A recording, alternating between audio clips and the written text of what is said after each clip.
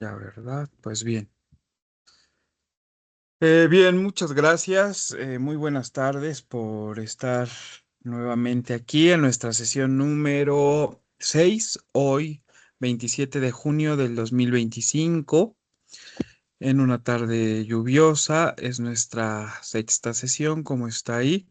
Y el propósito para esta sesión es explorar y aplicar las diversas estrategias discursivas del cuento, como la narración, la descripción, el diálogo. Recuerden que son cuatro, pero el monólogo lo revisamos el lunes, para fortalecer la creatividad y la expresión escrita de los participantes y retomar las figuras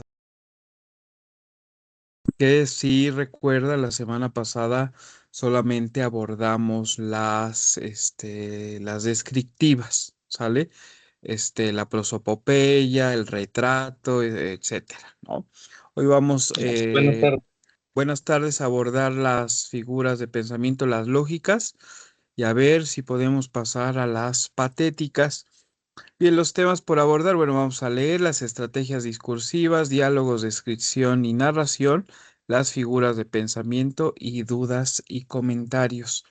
Bien, por leer, tengo preparado un cuento de Gabriel García Márquez, pero antes me gustaría empezar leyendo pues algunos de los ejercicios que escribieron esta semana.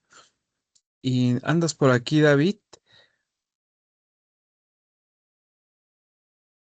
De su ejercicio etfrástico, ¿no? Bueno, de alguien de los que esté. A ver, vamos a ver, alguien que haya publicado su ejercicio y que esté aquí en la reunión. ¿Nadie?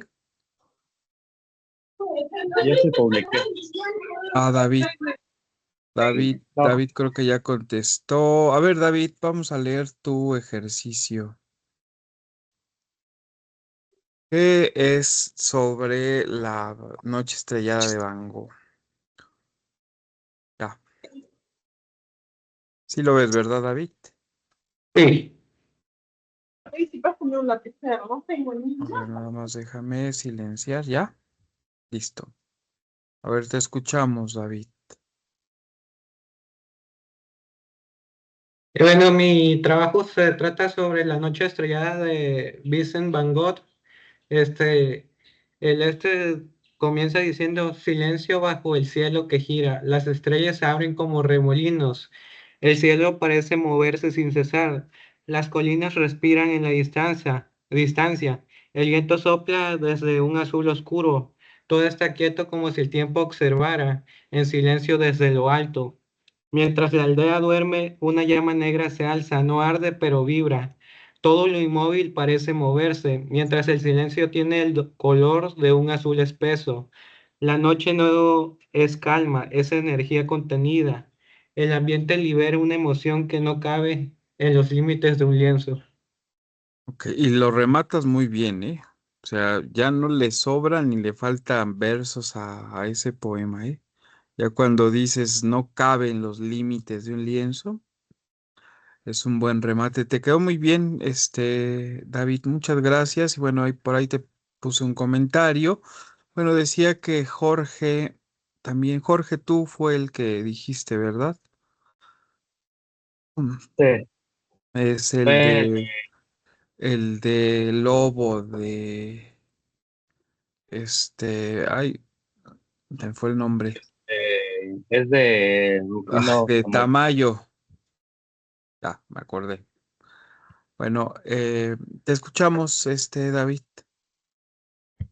Jorge, Jorge, perdón. Jorge. no te preocupes. Bueno, el mío se titula Aullando a la luna. Oh coyote que aullas a la luna cada vez que la ves. Ella es muy lejana y tú admirándola toda la noche. Esa noche estrellada que brilla y una brisa fresca que pega en tu rostro aunque tú no sepas reconocer el sentir.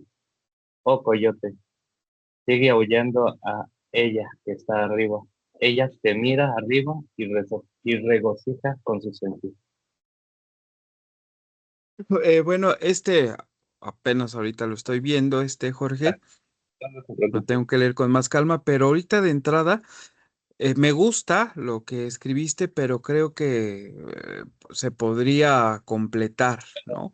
Porque Sí, utilizas o ya sé lo que le coyote, ¿no? Entonces, a lo Ajá. mejor más anáforas, ¿no? Con la anáfora o coyote, por lo menos unos cuatro, Ok. ¿no? Unas cuatro anáforas con o coyote. Sí, Sí, para completarlo, porque lo que sí, escribes arriba está muy bien, ¿no? sí, Y gracias. a lo mejor separarlos pues que sean versos así pareados, ¿no? De dos, Ok. Ah, ¿vale? bueno. Sí, gracias. Para darle el formato. Bien, alguien más que haya publicado y quiera que lo leamos. Después pongo un comentario, David. Guadalupe, Lupita no está. ¿Nadie más? Bueno, pues vamos a pasar entonces a leer el cuento de Gabriel García Márquez. A ver qué les parece. A ver dónde está. Ya, listo. Ya lo pueden visualizar. Sí, Sí, Bueno, el cuento se llama La prodigiosa tarde de Baltasar. El cuento está completo y es el autor, el queridísimo Gabo Gabriel García Márquez. Voy a iniciar yo y después le pido ayuda a alguien. La jaula estaba terminada. Baltasar la colgó en el alero por la fuerza de la costumbre y cuando acabó de almorzar, segundo en lo que... Listo. Bien, la jaula estaba terminada. Baltasar la colgó en el alero por la fuerza de la costumbre y cuando acabó de almorzar ya se decía por todos lados que era la jaula más bella del mundo. Tanta gente vino a verla que se formó un tumulto frente a la casa y Baltasar tuvo que descolgarla y cerrar la carpintería. Tienes que afeitarte, le dijo Úrsula, su mujer. Pareces un capuchino. Es malo afeitarse después del almuerzo, dijo Baltasar. Tenía una barba de 2 semanas, un cabello corto, duro y parado como los crines de un mulo, y una expresión general de muchacho asustado, pero era una expresión falsa. En febrero había cumplido 30 años, vivía con Úrsula desde hacía 4, sin casarse y sin tener hijos, y la vida le había dado muchos motivos para estar alerta, pero ninguno para estar asustado. Ni siquiera sabía que para algunas personas la jaula que acababa de hacer era la más bella del mundo. Para él, acostumbrado a hacer jaulas desde niño, aquel había sido apenas un trabajo más arduo que los otros. Entonces, reposaste un rato, dijo la mujer. Con esa barba no puedes presentarte en ninguna parte. Mientras reposaba, tuvo que abandonar la hamaca varias veces para mostrar la jaula a los vecinos. Úrsula no le había prestado atención hasta entonces. Estaba disgustada porque su marido había descuidado el trabajo de la carpintería para dedicarse por entero a la jaula y durante 2 semanas había dormido mal, dando tumbos y hablando disparates, y no había vuelto a pensar en afeitarse. Pero el disgusto se disipó ante la jaula terminada. Cuando Baltasar despertó de la siesta, ella le había planchado los pantalones y una camisa, los había puesto en un asiento junto a la hamaca y había llevado la jaula a la mesa del comedor. La contemplaba en silencio. ¿Cuánto vas a cobrar? Preguntó. No sé, contestó Baltasar. Voy a pedir 30 pesos para ver si me dan 20. Pide 50, dijo Úrsula. Te has trasnochado mucho en estos 15 días. Además, es bien grande. Creo que es la jaula más grande que he visto en mi vida. Baltasar empezó a afeitarse. ¿Crees que me darán 50 pesos? Eso no es nada para don Chepe Montiel y la jaula los vale, dijo Úrsula. Debías pedir 60.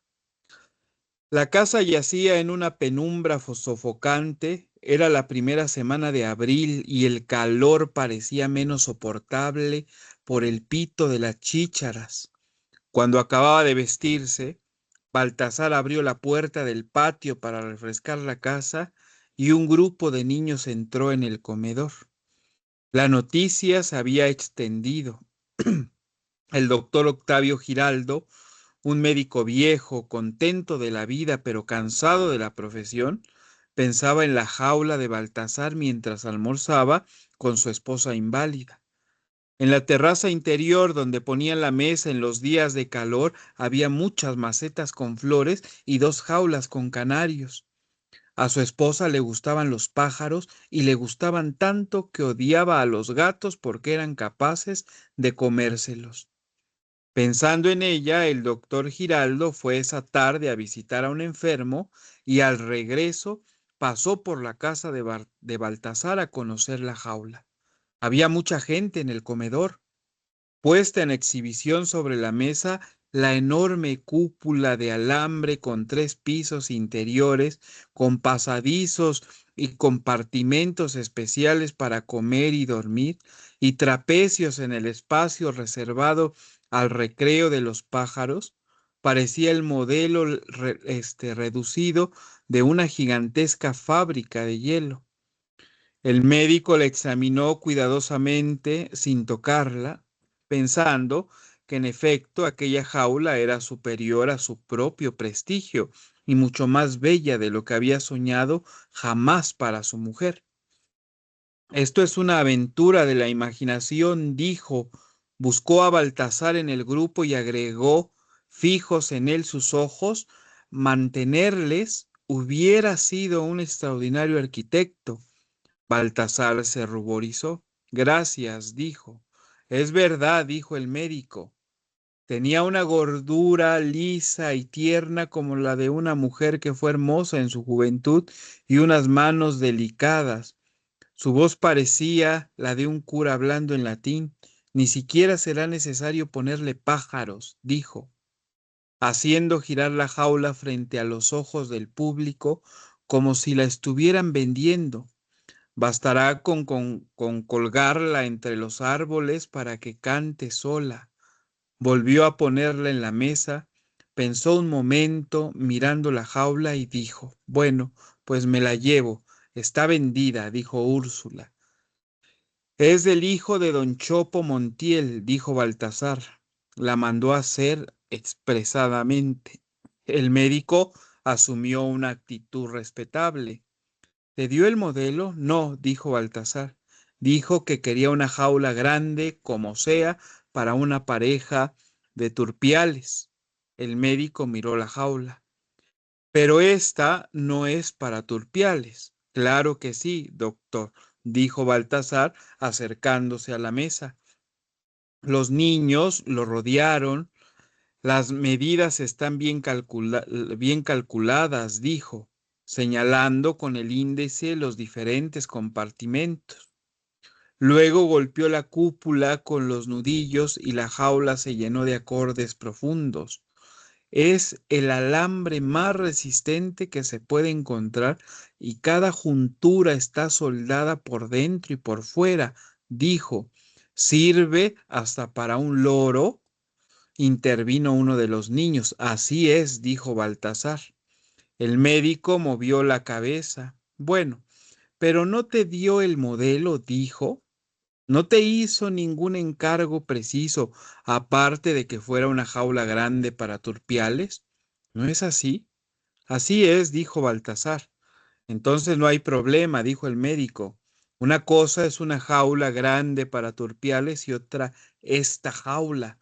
No hay pruebas de que sea esta la que te mandaron a hacer. Es esta misma, dijo Baltasar ofuscado. Por eso la hice. El médico hizo un gesto de impaciencia. Podrías hacer otra, dijo Úrsula mirando a su marido y después hacia el médico. Usted no tiene apuro. Se la prometí a mi mujer para esta tarde, dijo el médico. Lo siento mucho, doctor, dijo Baltasar, pero no se puede vender una cosa que ya está vendida. El médico se encogió de hombros, secándose el sudor del cuello con un pañuelo, contempló la jaula en silencio sin mover la mirada de un mismo punto indefinido, como se mira un barco que se va. ¿Cuánto te dieron por ella? Baltasar buscó a Úrsula sin responder. 60 pesos, dijo ella. El médico siguió mirando la jaula. Es muy bonita, suspiró, sumamente bonita. Luego, moviendo hacia la puerta, empezó a abanicarse con energía sonriente y el recuerdo de aquel episodio desapareció para siempre de su memoria. Montiel es muy rico, dijo. En verdad. José Montiel no era tan rico como parecía, pero había sido capaz de todo por llegar a serlo. A pocas cuadras de allí, en una casa atiborrada de arneses donde nunca se había sentido un olor que no se pudiera vender, permanecía indiferente a la novedad de la jaula. Su esposa, torturada por la obsesión de la muerte, cerró puertas y ventanas después del almuerzo y yació 2 horas con los ojos abiertos en la penumbra del cuarto, mientras José Montiel hacía la siesta. Así la sorprendió un alboroto de muchas voces. Entonces abrió la puerta de la sala y vio un tumulto frente a la casa y a Baltasar con la jaula en medio del tumulto, vestido de blanco y acabado de afeitar, con esa expresión de decoroso candor con que los pobres llegan a la casa de los ricos. ¡Qué cosa tan maravillosa! Exclamó la esposa de José Montiel con una expresión radiante, conduciendo a Baltasar hacia el interior. No había visto nada igual en mi vida, dijo, y agregó indignada con la multitud que se agolpaba en la puerta. Pero llévasela para adentro, que nos van a convertir la sala en una gallera. Baltasar no era un extraño en la casa de José Montiel. En distintas ocasiones, por su eficacia y buen cumplimiento, había sido llamado para hacer trabajos de carpintería menor, pero nunca se sintió bien entre los ricos. Solía pensar en ellos, en sus mujeres feas y conflictivas, en sus tremendas operaciones quirúrgicas, y experimentaba siempre un sentimiento de piedad. Cuando entraba en sus casas no podía moverse sin arrastrar los pies. ¿Está Pepe? Preguntó. Había puesto la jaula en la mesa del comedor. Está en la escuela, dijo la mujer de José Montiel. Pero ya no debe demorar, y agregó, Montiel se está bañando.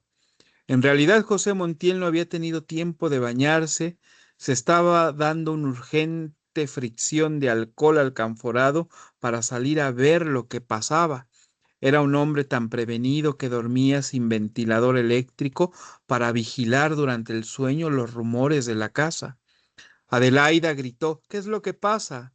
Ven a ver qué cosa maravillosa, gritó su mujer.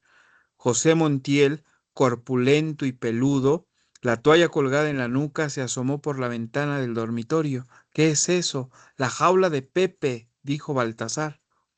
La mujer lo miró perpleja. ¿De quién? De Pepe, confirmó Baltasar. Y después, dirigiéndose a José Montiel, Pepe la mandó a hacer. Nada ocurrió en aquel instante, pero Baltasar se sintió como si le hubieran abierto la puerta del baño. José Montiel salió en calzoncillos del dormitorio. Pepe gritó. No ha llegado, murmuró su esposa inmóvil. Pepe apareció en el vano de la puerta, tenía unos 12 años y las mismas pestañas rizadas y el quieto patetismo de su madre. Ven acá, le dijo José Montiel, ¿tú mandaste hacer esto? El niño bajó la cabeza, agarrándolo por el cabello. José Montiel lo obligó a mirarlo a los ojos. Contesta. El niño se mordió los labios sin responder. Montiel, susurró la esposa. José Montiel soltó al niño y se volvió hacia Baltasar con una expresión exaltada. Lo siento mucho, Baltasar, dijo, pero has debido consultarlo conmigo antes de proceder. Solo a ti se te ocurre contratar con un menor. A medida que hablaba, su rostro fue recobrando la serenidad Levantó la jaula sin mirarla y se la dio a Baltasar. Llévatela enseguida y trata de vendérsela a quien puedas, dijo. Sobre todo te ruego que no me discutas.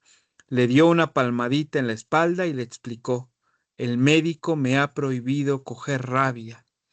El niño había permanecido inmóvil, sin parpadear, hasta que Baltasar lo miró perplejo con la jaula en la mano. Entonces emitió un sonido gutural como el ronquido de un perro y se lanzó al suelo dando gritos. José Montiel lo miraba impasible mientras la madre trataba de apaciguarlo.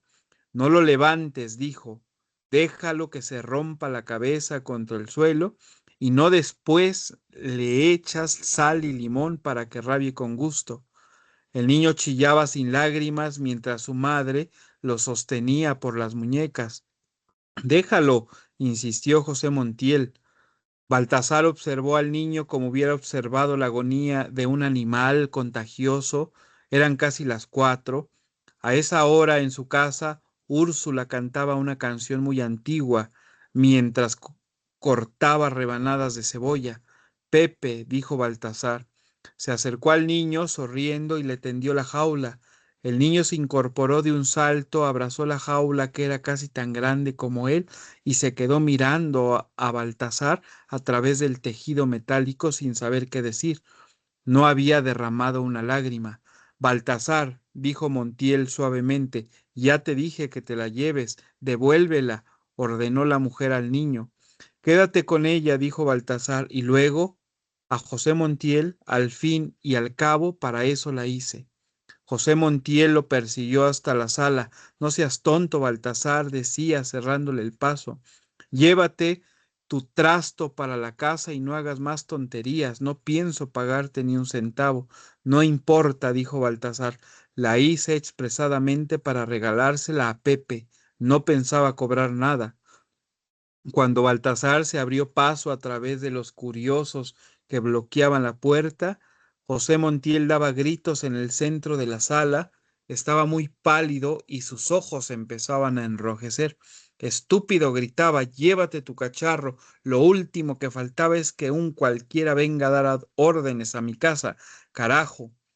En el salón de billar recibieron a Baltasar con una ovación. Hasta ese momento pensaba que había hecho una jaula mejor que las otras, que había tenido que regalársela al hijo de José Montiel para que no siguiera llorando, y que ninguna de esas cosas tenía nada de particular. Pero luego se dio cuenta de que todo eso tenía cierta importancia para muchas personas y se sintió un poco excitado. De manera que te dieron 50 pesos por la jaula, 60, dijo Baltasar. Hay que hacer una raya en el cielo, dijo alguien. Eres el único que ha logrado sacarle un montón de plata a don Chepe Montiel. Esto hay que celebrarlo. Le ofrecieron una cerveza y Baltasar, correspondido con una tanda para todos. Como era la primera vez que bebía al anochecer, estaba completamente borracho y hablaba de un fabuloso proyecto de 1000 jaulas de a 60 pesos y después de 1 millón de jaulas hasta completar 60 millones de pesos. Hay que hacer muchas cosas para vendérselas a los ricos antes de que se mueran, decía, ciego de la borrachera. Todos están enfermos y se van a morir. ¿Cómo estarán de jodidos que ya ni siquiera pueden coger rabia? Durante 2 horas el tocadiscos automático estuvo por su cuenta tocando sin parar. Todos brindaron por la salud de Baltasar, por su suerte y su fortuna, y por la muerte de los ricos, pero a la hora de la comida lo dejaron solo en el salón. Úrsula lo había esperado hasta las 8 con un plato de carne frita cubierto de rebanadas de cebolla. Alguien le dijo que su marido estaba en el salón de billar, loco de felicidad, brindando cerveza a todo pulmón, pero no lo creyó porque Baltasar no se había emborrachado jamás. Cuando se acostó casi a la medianoche, Baltasar estaba en un salón iluminado donde había mesitas de 4 puestos con sillas alrededor y una pista de baile al aire libre por donde se paseaban los alcaravanes. Tenía la cara embadurnada de colorete y como no podía dar un paso más, pensaba que quería acostarse con dos mujeres en la misma cama.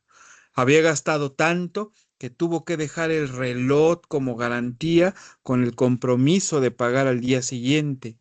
Un momento después, despatarrado por la calle, se dio cuenta de que le estaban quitando los zapatos, pero no quiso abandonar el sueño más feliz de su vida. Las mujeres que pasaron para la misa de 5 no se atrevieron a mirarlo, creyendo que estaba muerto. Fin. Y bueno, este texto está en la antología de cuentos que se llama Los funerales de la mamá grande, 1962. ¿Cómo ven? ¿Qué les pareció? Bueno, para esta sesión elegí este cuento por el uso de los diálogos, que es de lo que vamos a hablar hoy, ¿no? Pero ¿les gustó o no les gustó? Recuerden que es realismo mágico.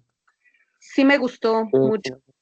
Me gusta la narrativa, la descripción que hace, me pareció bastante buena y entretenida. Ok, muchas gracias, María de la Luz. Norma.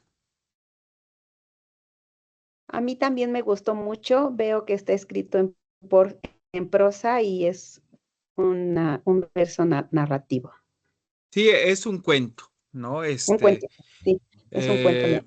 Con un estilo directo, que eso es de lo que vamos a hablar el lunes, porque hay tres estilos de la narración, que es el estilo directo, el indirecto y el directo libre, ¿no? Este es un estilo directo, o sea, narra lo que está en la cabeza de los personajes a partir de los diálogos y de sus aliados, ¿no? Bien, ¿alguien más? David. Sí, pues lo que noté en este libro es que Baltasar es un humilde artesano que crea una jaula hermosa que representa su talento y esfuerzo. Y al regalársela al hijo del rico sin recibir nada a cambio parece un símbolo de generosidad y dignidad. Sin embargo, cuando más tarde se emborracha y comienza a ladear mentiras sobre un supuesto pago que recibió, también muestra su lado humano, el deseo de sentirse admirado y valorado en una sociedad que normalmente lo ignora.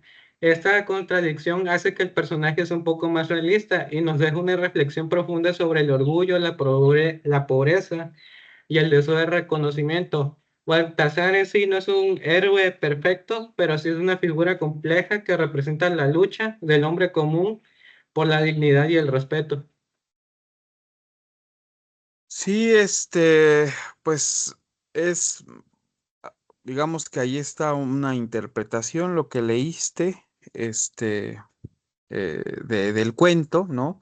Recuerden que hay elementos del realismo mágico a lo largo de la historia, pero ahorita, o sea, muchas veces en la vida, no sé si les ha pasado, hemos sido Baltasar, ¿no?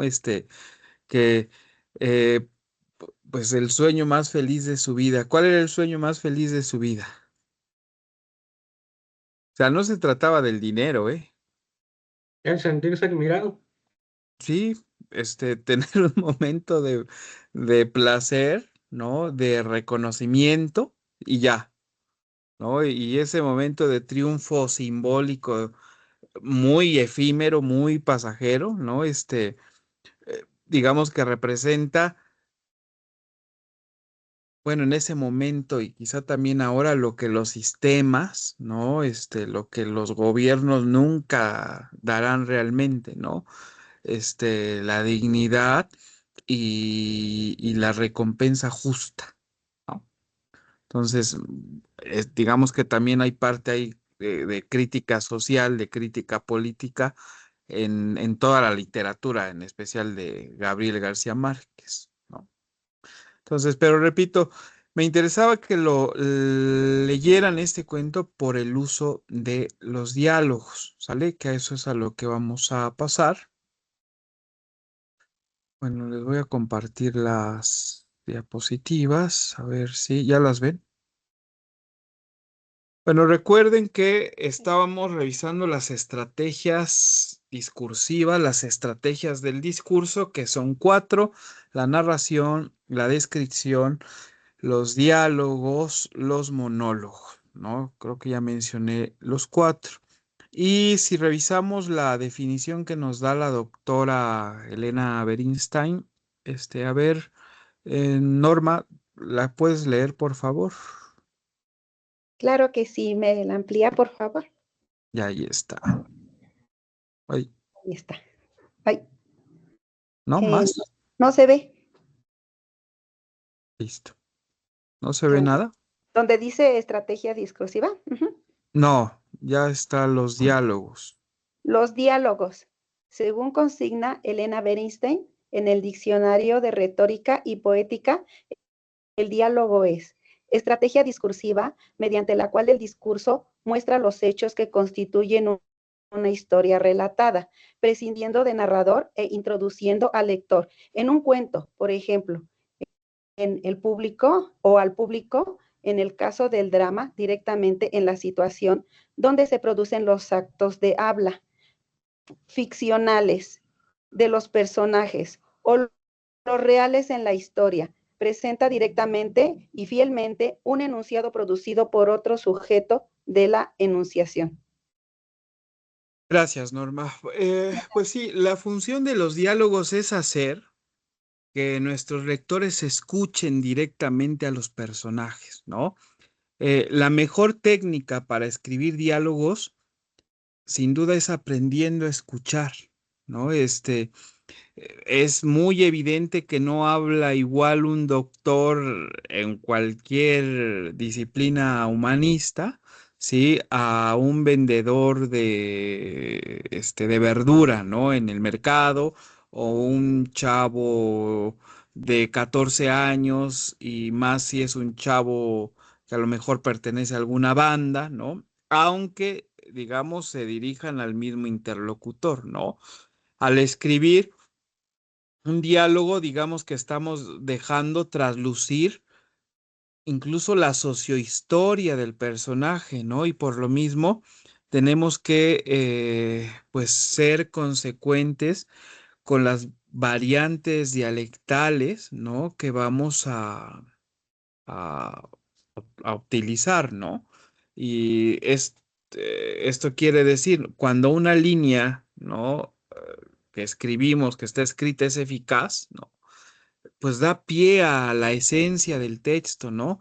Y, y quizá está, o a lo mejor luego incluso puede estar hasta entre líneas, ¿no? Y esto puede aplicarse a todo aquello que, pues que es intangible, pero que también está presente la condición humana y lo polimorfo que puede ser el ser humano, ¿no? Al hablar, ¿no? Y por tanto, digamos que pues los diálogos van a ser ese reflejo, ¿no? De la sociohistoria, del contexto de nuestros personajes. Y cuando hablamos eh, pues de los diálogos, casi casi esto es pues sí, una ley, ¿no? No es tanto lo que decimos como aquello que dejamos sin decir, ¿no? Si decimos quizá demasiado, los diálogos resultan, pues explicativos y artificiales, ¿no? Por el contrario, si decimos demasiado poco, a lo mejor hasta resultan un poco crípticos, ¿no? Otro maestro del diálogo es Juan José Arriola. O sea, los cuentos de Juan José Arriola tienen muchos diálogos, ¿no? O sea, un maestro del uso del diálogo es él. En el famosísimo Guardagujas, ahí hay muchos diálogos, pero los diálogos tienen sus aliados, ¿sí? Y los aliados de los diálogos son las famosas acotaciones de autor, que esas acotaciones de autor suelen ir entre guiones largos, ¿no? Digamos que a través de ellas podemos imprimir el carácter y el tono al diálogo, ¿no? Los tonos de voz, ¿no? Quizás hasta las expresiones faciales y corporales, incluso hasta los pensamientos de los personajes, ¿no? Y para escribir estas acotaciones se utilizan siempre verbos declarativos o verba dicendi, verbum dicendi, verbos declarativos, que son las formas verbales que designan las acciones de comunicación lingüística, ¿no? O que digamos que van a expresar creencias, que van a expresar emoción, o incluso hasta reflexión, ¿no? Por ejemplo, dijo, ¿no? Se lamentó, pensó, espetó, etcétera, ¿no? Todas esas son verbos declarativos, ¿no? Entonces, en las acotaciones se utilizan ese tipo de verbos declarativos. Entonces, ya para concluir con el diálogo y mostrarles otro ejemplo, los diálogos, para que queden mejor, tienen que ir acompañados de sus acotaciones, ¿sale? Y vean este ejemplo que les tengo preparado. Me confirman si se ve.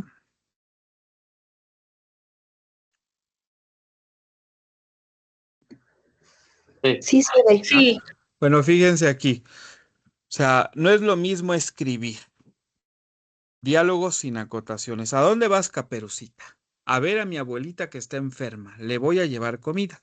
Ah, ¿y por dónde planeas irte? Por el camino vecinal. Mi mamá dice que es el más seguro. Es que tu mami no conoce el atajo de los manzanos. Si quieres, yo te puedo indicar cómo dar con él. O sea, no es lo mismo escribir eso que escribir ¿a dónde vas, Caperucita? Le preguntó el lobo dulcificando la voz. A ver a mi abuelita que está enferma, respondió la niña un poco asustada. Había desobedecido a su madre y se había internado en el bosque siguiendo el vuelo de una mariposa.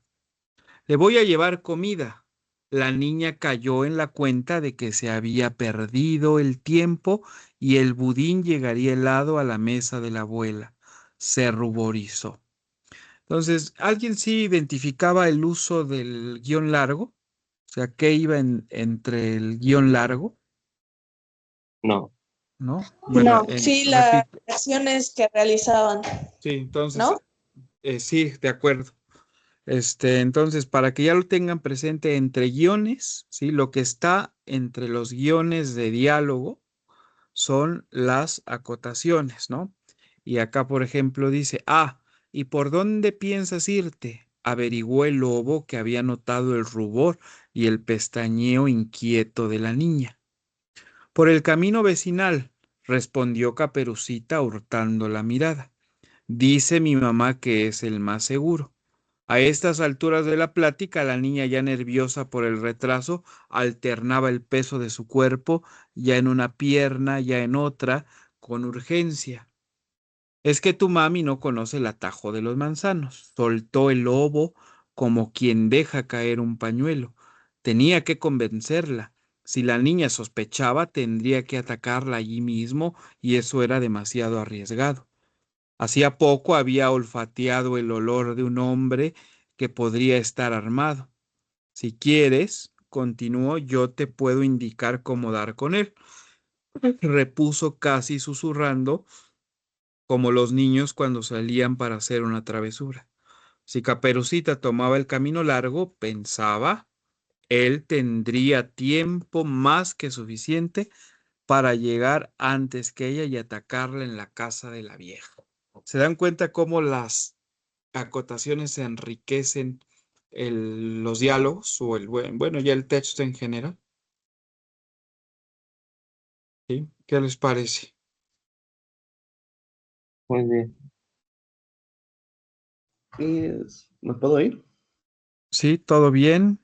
Esas anotaciones que usted nos comenta son una manera muy útil como para decirle, por ejemplo, al lector cómo está pasando la situación. Por ejemplo, si un personaje está hablando bajito, está susurrando, está haciendo X acción mientras habla, por ejemplo. Sí, por eso les decía, expresiones faciales, corporales, qué está pensando, ¿no? Cómo está vestido, ¿no? La posición del cuerpo, etcétera, ¿no? Gracias, Gio. ¿sí? Así es. Ok. Bueno, este es en cuanto a los diálogos. Vamos a ver las otras estrategias discursivas. Repito, ya con esto igual, ustedes ya no pueden leer igual, ¿no? O sea, ya cuando lean un texto y vean diálogos, pues ya pueden hasta hacer juicio, aquí no puso acotación, a lo mejor se pudo enriquecer el diálogo, ¿no? Entonces ya traten de hacer el esfuerzo de cuando estén leyendo ya fijarse en ese tipo de cosas, que los va a favorecer mucho para comprender mejor los textos. Bien, la otra estrategia del discurso es la descripción. A ver, Gio, tú que hablaste, Aquí puedes sí. leer aquí. La descripción. Desde niños se nos ha pedido hacer referencia de aquello que percibimos en términos sensoriales, es decir, traducir a palabras los colores, sabores, olores, líneas y sentimientos. Esto es la descripción. Ok, gracias. Pero en los cuentos no hay que abusar de las descripciones, o sea, en la novela podemos hacer páginas enteras describiendo un lugar, ¿no? Pero en el cuento sí nuestra descripción tiene que ser precisa, muy eficaz, y para que pueda conseguir el efecto que deseamos, pues es muy indispensable que esa descripción transmita imágenes, incluso hasta poéticas, que aludan a nuestros cinco sentidos, ¿no? Y así, pues digamos, tender un puente con las emociones. Todos los seres humanos nos comunicamos con el mundo de la realidad externa a partir de nuestros sentidos, la vista, el oído, el gusto, el tacto, el olfato. Y, y digamos que nuestro cerebro reacciona a los estímulos enviados por estas, llamémosle, ventanas, ¿no? Desde donde se asoma al exterior del cuerpo, y de esa conexión, digamos que se origina el proceso que desata los estados emocionales. Y las imágenes literarias, pues reflejan aquello que los sentidos captan, ¿no? Pero también, pues suelen estar matizadas con la carga emocional que el escritor le quiera transmitir, ¿no? Por eso la descripción debe usarse para situar al lector y a los personajes en primer lugar en determinado escenario, y digamos que también como una herramienta para enfocar la mirada en algún, pues, espacio específico, ¿no? Eh, Quizá mismo que nos va a servir para crear toda la atmósfera. Piensen, no sé si han leído El corazón del ator de Edgar Allan Poe, ¿sí? ¿No conocen esa historia? No, Bueno, a lo mejor conviene que la leamos, o sea, para que se den cuenta ahí en la descripción que hace él del cuarto donde se encuentra el viejo, ¿no? Y las imágenes que pone en las imágenes literarias que se proyectan en nuestra cabeza, ¿no? O sea, hace una descripción breve del cuarto donde está el viejo, y también hace una descripción cuando el personaje, digamos, lo asesina, ¿no? Y todas esas imágenes, o sea, no, nuestros sentidos, ¿no? Pues ahí están trabajando, ¿no? Las perciben. Entonces, conviene a lo mejor que lean por lo menos la primera parte del corazón, del autor. Ahorita en el cuento que leímos, o sea, nos describen la jaula, ¿no? Ahí brevemente la describen, era algo precioso, ¿no? Que es, bueno, ahí estaba no sé si se acuerdan cuando dice del alambre y las soldaduras, ¿no? El tacto, ahí está, trabajando, ¿no? O sea, el gusto no aparecía porque nadie probó, la jaula, ¿no? Pero sí el sonido, el oído, el tacto, ¿no? Pues pues incluso también ahí hay una parte donde que la está describiendo del olor del alambre con que estaba hecha, de la pintura, etcétera, ¿no? Entonces, es importante, sí, utilizar las descripciones, no aprenderla, pero que esas descripciones aludan a nuestros sentidos, ¿no? Para que eso, digamos que repercuta en la emoción de los lectores, ¿no? La descripción debe usarse para eso, para situar a los lectores, ¿no? Para presentarnos el escenario, la atmósfera, situarnos, ¿no? En las acciones, este, en las acciones de los personajes, ¿no? Si va a ser un campo de espigas, ¿no? Que bailen con el viento entre destellos dorados, o quizá una casa cuyas paredes estén cuarteadas, que ya transpiren la humedad y el olvido, ¿no?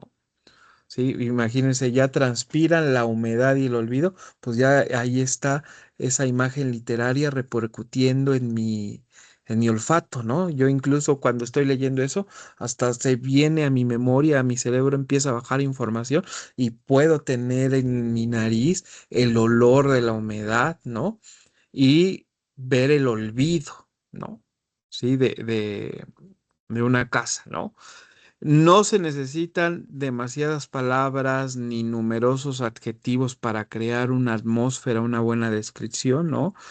Una breve descripción, digamos, que ubica al lector justo donde lo queremos, ¿no?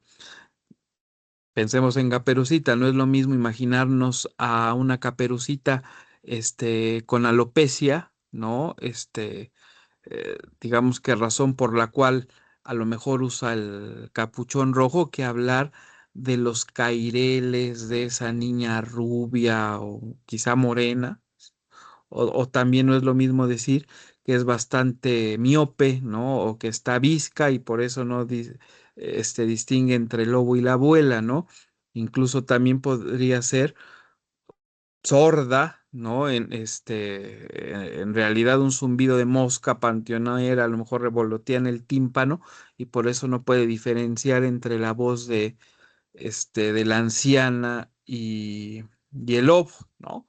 Y lo mismo sucede con las emociones, no es lo mismo que cuando el lobo la ataca, Caperucita sienta como los fauces amenazantes rasgan su capa y el corazón desbocado se le salga, ¿no? Por la boca en gritos de terror, que pues en ese mismo instante sienta que eso es lo que desea, ¿no? Aquellos colmillos clavándosele en el cuerpo, rasgándole dulcemente las entrañas, ¿no? Y el olor a bestia, hambrienta, le comienza a provocar pequeñas, descargas, ¿no? A lo mejor hasta de placer y todas juntas, pues trepan, por su pecho hasta la garganta y ya acaba con ella, ¿no? La primera, pues es una Caperucita asustada, la segunda ya es una jovencita a lo mejor masoquista, ¿no? Ya digna de una novela a lo mejor de Chacer Masoch, ¿no? Entonces, esto en cuanto a la descripción. También es importante que el efecto de la descripción es el pulso, ¿no? Es el ritmo de la historia. Digamos que la descripción sirve también para retardar, para lentificar nuestra historia y para a lo mejor también desacelerarla un poco, porque a lo mejor vamos acción a acción, ¿no? En la historia y de repente es momento de ponerle una pausa y desacelerarla, meter alguna descripción y para eso también sirven las descripciones, ¿no? Para darles pausas, para lentificar, ¿no? La historia, ¿no? Y es muy útil, ¿no? Si la usamos, digamos, en dosis necesarias, ¿no?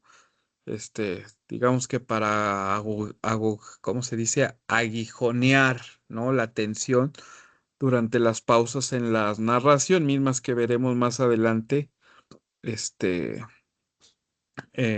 por ejemplo, en Caperucita, ¿no? Hay un texto muy bueno que es de Manuel Rojas, que se llama El vaso de leche. Este es un poco más largo que el de que leímos de Gabriel García Márquez, pero ahí Manuel Rojas utiliza descripciones verdaderamente perfectas. ¿Cómo ven? ¿Está clara la descripción? ¿Sí? ¿Todo bien? Sí. Sí, Bueno, profesor. Sí, y la última que nos falta es la narración. A ver, ¿quién quiere leer la narración?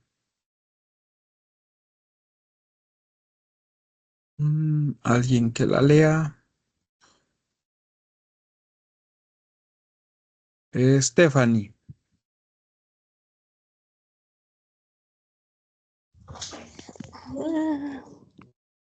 Pero Hola, sí, Stephanie. a ver, buenas tardes. La narración. Según el diccionario de la doctora Beristain, narración es uno de los tipos de discurso, descripción, narración, diálogo, monólogo, que resultan en el uso de distintas estrategias discursivas de presentación de conceptos, situaciones, y ya no alcanzo a ver porque hay un cuadrito ahí.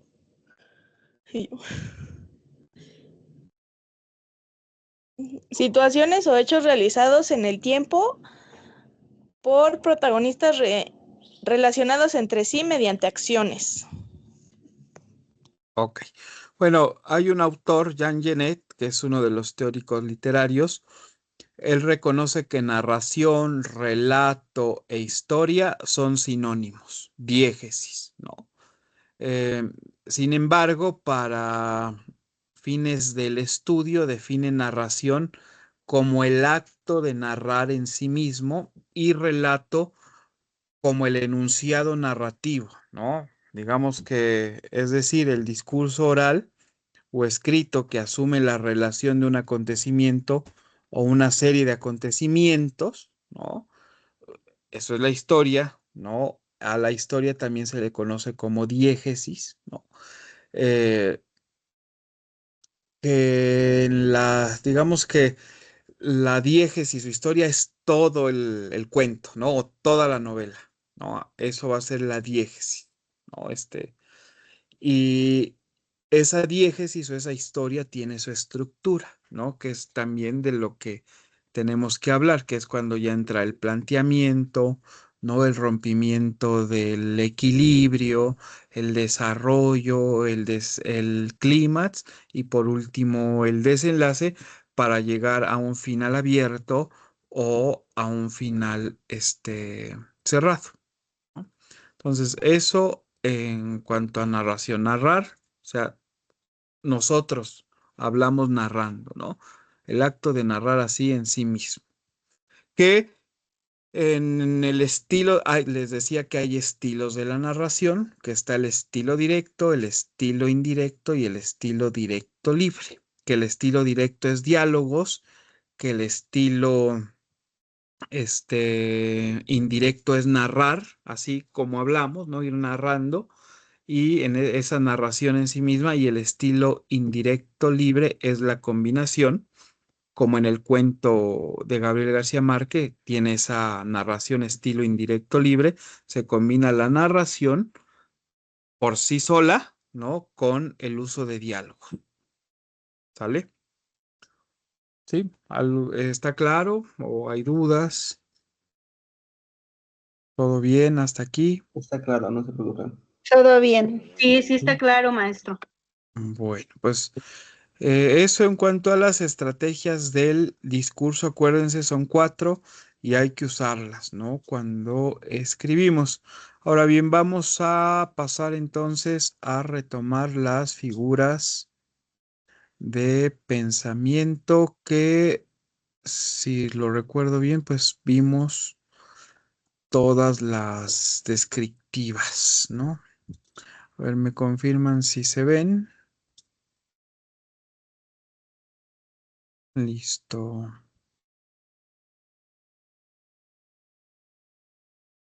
Bueno, listo. Creo que la última que revisamos fue la enumeración, ¿no? Que leímos el poema de Borges, ¿no? Por la música verbal de Inglaterra y el precioso poema. ¿Sí se ve ya el documento? Sí. Bueno, Sí, entonces sí, sí. recuerden, figuras de pensamiento retóricas están divididas en descriptivas, lógicas, patéticas, según, digamos, su elaboración o lo que predomine en la imaginación. La semana pasada hablamos de la descripción, de la prosopografía, de la etopeya, del retrato. ¿Cuál otra vimos? El, no sé si la cronografía, creo que hablamos de la enumeración, que fue la última, ¿sí? Y la perífrasis, la prosopopeya. Todas esas fueron las que vimos. O a ver, déjenme ver dónde nos quedamos. A ver si recuerdo. Figuras de... Sí, el dialogismo. Creo que vimos todas. Sí, sí leímos esta, la prosopopeya. La imagen o el símil, la sentencia. Les mandé este documento, No. ¿o no? Esta serie de ejemplos. No se los mandé, sino para mandárselos y también ustedes lo No. tengan como guía. Se los voy a compartir, ¿sale? Para que lo tengan como guía ustedes. Bueno, a partir de aquí de la sentencia ya están las figuras de pensamiento que pertenecen a las lógicas. Y las figuras retóricas lógicas, ¿sí? Se emplean para pues expresar los pensamientos con todos los matices que puedan hacerlos más claros, más precisos, y no tienen la intención de conmover al lector, ¿no? O sea, estas figuras retóricas no tienen ninguna intención de conmover al lector. O sea, son los pensamientos con sus matices para hacerlos claros, para hacerlos muy precisos. Y el primero que aparece ahí es la sentencia. Y esta, eh, pues es, digamos que la verdad profunda, ¿no? En términos breves, en términos lacónicos, y recibe los nombres de principio, también recibe los nombres de aforismo, los nombres de proverbio, el nombre de refrán. El refrán es una sentencia, de adagio, de apotema, de una máxima. ¿Sí habían escuchado? ¿No? Dijo una máxima, o es un principio, un epitafio, un aforismo, etcétera. El refrán, ¿no? Todos conocemos refranes, pues el refrán es una figura de pensamiento lógica, ¿no? Porque expresa esa verdad profunda, ¿no? En términos breves, ¿sale? Y eh, por ejemplo, el aforismo siempre se refiere a una ciencia o algún arte en especial. El proverbio, digamos que el refrán, el adagio y el proverbio están formulados en términos sencillos y tienen carácter siempre popular, ¿no? Tanto un adagio, un proverbio, el refrán. El aforismo es un poco más culto. Los apotemas son esas frases que están tomadas de autores, ¿no? Esos son los apotemas. Y la máxima, pues digamos, si se ordena, digamos, a la práctica, ¿no? El principio, pues es algo meramente especulativo, ¿no? Entonces, todas esas creaciones literarias, ¿no? el principio, la máxima, el aforismo, el apotema, el proverbio, el refrán son sentencias, ¿no? Y ahí les puse, bueno, la Biblia está llena de sentencias, ¿no? El Eclesiástico, cuando dice el temor de Dios es el principio de la sabiduría, ya nos está sentenciando Séneca, el filósofo, también, ¿no? O sea, el que da primero da dos veces, ¿no? Don Quijote algunas veces dice algunas sentencias, ¿no? Y ahí les puse esos ejemplos, a ver quién los quiere leer, esos tres, alguien que se anime. María de la Luz. Sí, gracias. Sentencia. Como telas de araña son las leyes, que prenden a la mosca y no al milano. Joaquín Setante. Casas, jardines, Césares murieron y aún las piedras que de ellos escribieron. Rodrigo Caro. Todo mal afirmado pie es caída. ¿Cómo Luis de ven? Góngora. ¿Está clara la sentencia que es, Sí, sí? sí. ¿Seguros? ¿Todo bien con esta? Bueno, si la siguiente figura es la epifonema. La epifonema, digamos que es una reflexión o una exclamación final pues de una cláusula que resume lo dicho anteriormente. ¿Sale? También la podemos entender como un resumen de lo dicho anteriormente, pero de manera reflexiva, digamos, ¿no? Aquí les puse un ejemplo de Lupercio Leonardo de Argensola y dice, ¿por qué ese cielo azul que todos vemos? Ni es el cielo ni es azul. Lástima grande que no sea verdad tanta belleza. Aquí dice una cosa, ¿sí? Y acá se resumen, ¿sí? Esa reflexión es, digamos, esa reflexión de lo que se está dicho en el primer verso. Después sigue ¿cuál sigue aquí? La gradación. Eh, la gradación fue muy utilizada por Sor Juana, ¿no? También a la gradación se le conoce como clímax y la gradación presenta varias ideas, ¿no? En una progresión ascendente o incluso descendente de interés, ¿no? O de significación, ¿no? A Sor Juana le gustaba mucho y escribió muchos textos con gradación.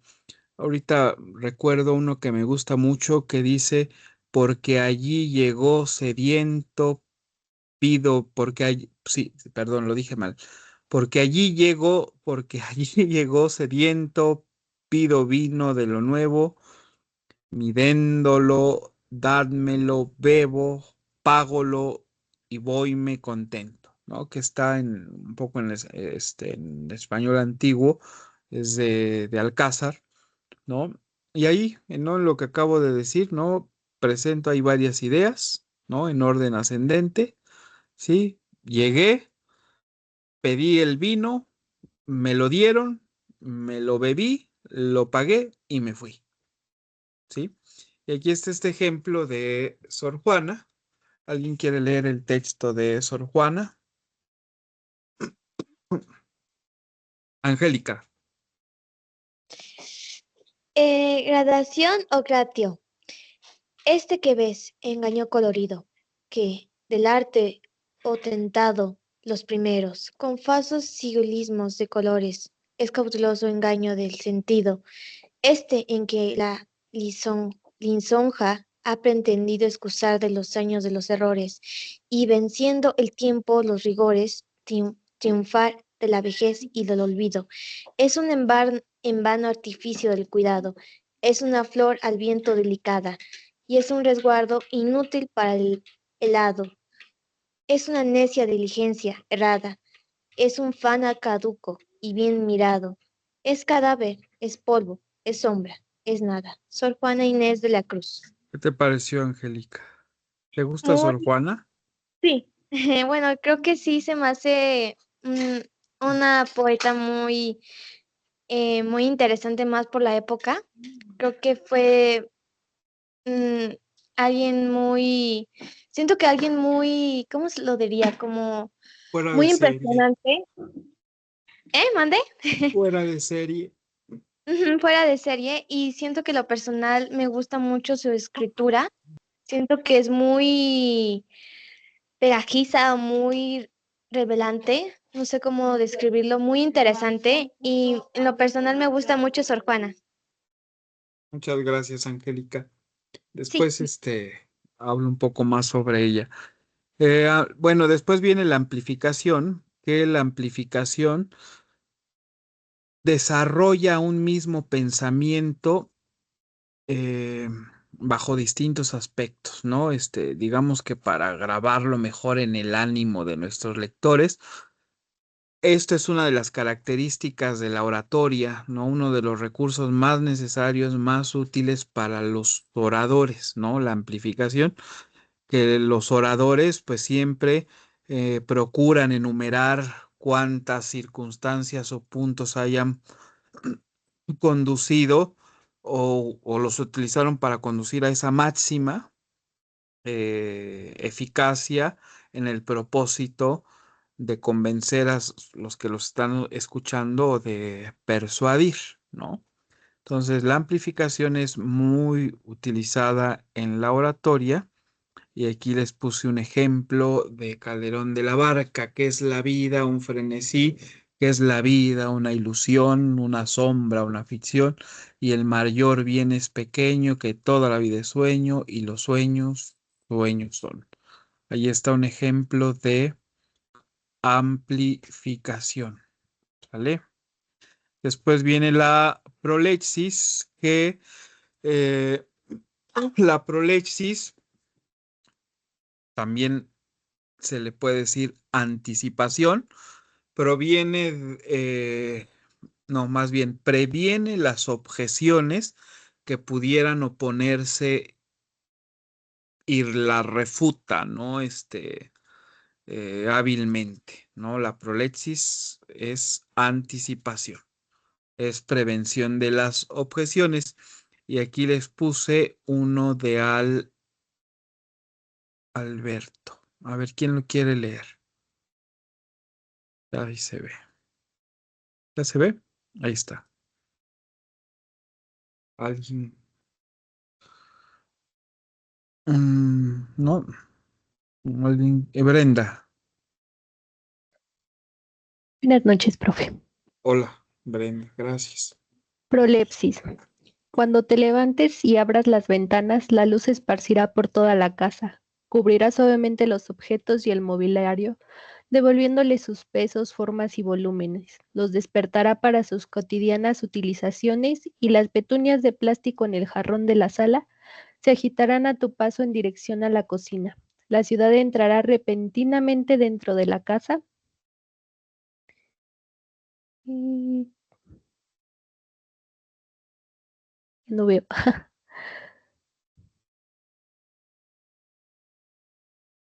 Un grito en el patio te sacude hacia el interior bajo de la mañana. Bocinas sirenas. El teléfono del vecino atravesando las paredes. Gritos de niños, frenones estridentes. Otro teléfono. Una puerta que se cierra con estruendo. Pasas la mirada por el diario de ayer encima de la mesa. Lees un papagayo valioso de 32 años, capaz de hablar en 3 idiomas. Lo mató un joven Drácula de nombre Punk, Carlitos Monóxido. El papagayo fue encontrado muerto, los ojos saliendo de las órbitas, se sospecha que el teléfono dejó de sonar. Tiras el diario al bote de la basura. Reparas entonces que todo lo que permanecerá en la penumbra del sueño surge súbitamente nítido y cubierto de luz, como si hubieras encontrado una fotografía olvidada. en el fondo de una gaveta con forros de papel encerado. El día se instalará igualmente a los otros millares de días, con la banal crueldad de los acontecimientos. Oyes la radio mientras el café se calienta, dejas tostar un poco los panes, pasas los dedos por los cabellos atados a una cintilla de algodón, te arreglas el camisón para cubrir el pecho desenvuelto. Después, con la taza del café en la mano moviendo el azúcar, arrastrando las pantuflas de borra vendrás hasta aquí donde encontrarás esta carta. Alberto. Fíjense que este poeta es muy interesante, no es tan famoso, pero tiene poemas muy buenos, digamos que pertenece a las vanguardias y es un poeta portugués, ¿no? Pues digamos que es un poeta de nuestro tiempo. Fue poeta, no escribió. Creo que sí tiene algunos libros de novelas, pero no están, creo que todavía traducidos en español, al español. Lo que está traducida al español es su poesía, casi todos los libros de poesía que él escribió. Y hay una película que se hizo biográfica de él, que se llama así como su nombre, Alberto, ¿no? Digamos que él era su nombre era Alberto Raposo Pitwell Tavares, era el nombre de él, pero el apócope era Alberto, ¿no? Entonces, se lo recomiendo mucho para que busquen la poesía de Alberto, ¿sale? Y bueno, sigue la concesión. Bueno, la concesión, digamos que eh, es una opinión, ¿no? O se hace una opinión para impugnarla, ¿no? Pero con mucha vehemencia, ¿no? Digamos que es un sentir que yo expreso en esa opinión, pero al final lo impugno, pero así, con cierto grado de vehemencia, ¿no? Y aquí les puse uno de Gustavo Adolfo Bécquer. A ver quién lo quiere leer.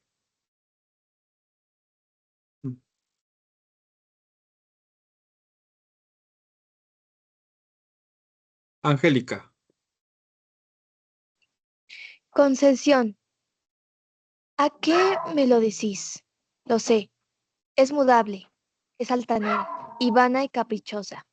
Antes que el sentimiento de su alma, brotará el agua de estéril roca. Sé que en su corazón nido de sierpes no hay una fibra que el amor responda, que es una estatua inanimada, pero es tan hermosa. ¿Cómo era? ¿Cómo se llamaba? Perdón. Gustavo Adolfo Bécquer. A Gustavo Adolfo Bécquer. Sí, y bueno, aquí está la de Quevedo, también otro de nuestros poetas del siglo XVII.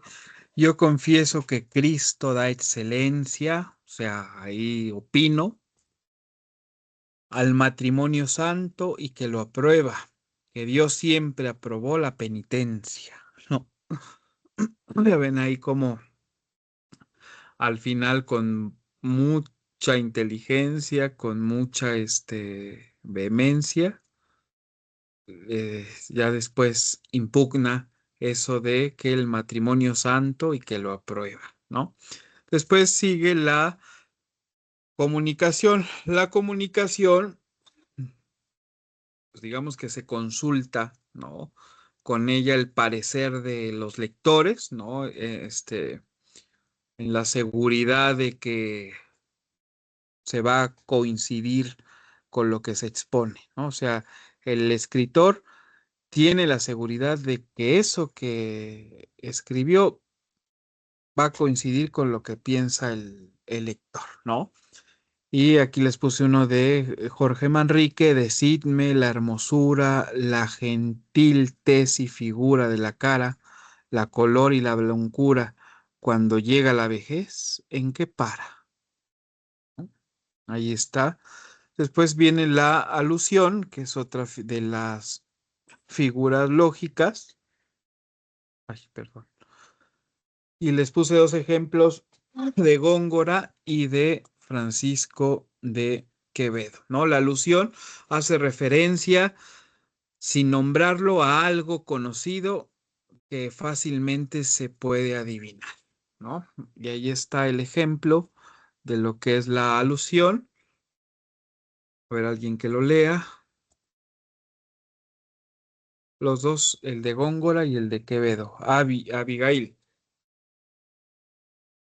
Sí, alusión. Era del año la estación Florida, en Florida. que el mentido robador de Europa, Luis de Anguat, un animal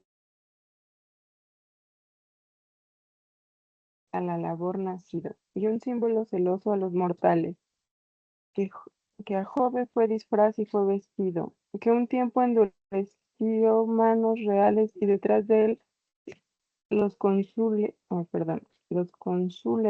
gimieron y rumían la luz en campos celestiales. Francisco de Quevedo.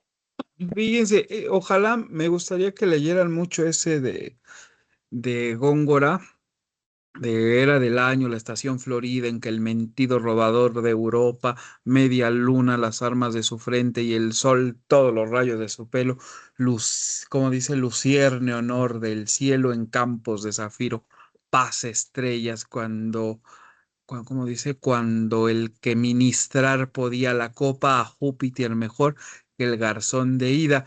Es muy interesante ese de Góngora. Bueno, hago una digresión, porque, o sea, ¿qué le suena? Era del año la estación Florida. O sea, estamos en primavera, ¿no? O sea, florece la naturaleza, la expresión es digamos, una manera muy poética y muy elevada para referirse a ese tiempo del año donde se carga el simbolismo de la juventud, de la belleza, del deseo, pero también de la fugacidad, porque eso, pasa, ¿no?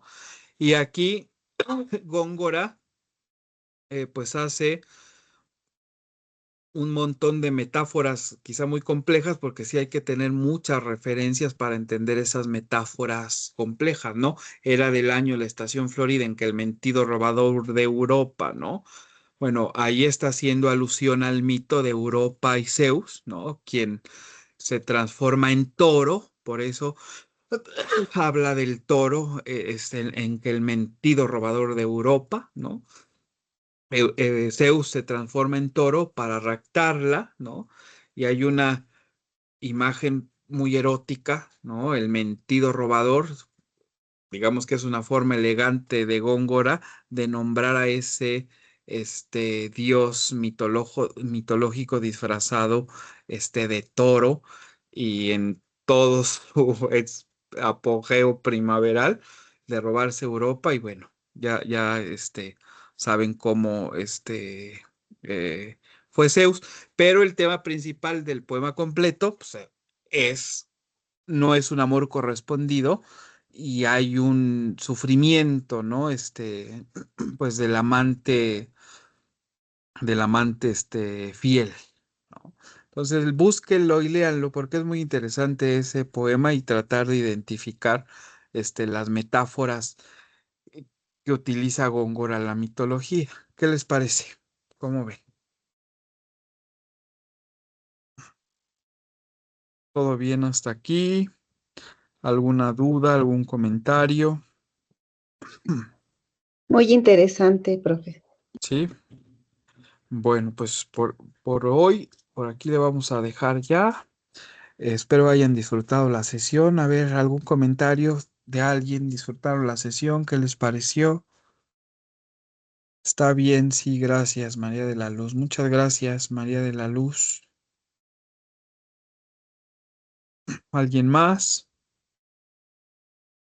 quiera emitir su Muy comentario? bonito todo. Sí, Todo no bien, sé. profesor. Disculpe, ¿aún puedo entregarlo el ejercicio que nos había dado? Sí, claro, ahí lo puedes publicar en el foro. Ok, gracias. ¿Sale? Bueno, David. Considero que fue una sesión muy enriquecedora porque exploramos obras literarias clásicas, analizamos la forma en la que están escritas, sus estilos, sus simbolismos, las figuras retóricas que utilizan y la forma en la que la usan para enriquecer el texto, Muchas haciéndolo gracias. como más llamativo al lector y fortaleciendo el mensaje que están dando. Gracias, David. Muchas gracias. Bien, ¿alguien más? Ya nos vamos. ¿Alguna duda, algún comentario? ¿No? ¿Todo bien? Les digo que me dejan sorprendido y creerme que soy un maestro perfecto, No, que no hay ninguna, dudas. gracias. Sí, bueno, está bien. Bueno, pues nos vemos el lunes, ¿sale? Que tengan un bonito fin de semana. Espero estén leyendo Persona Normal.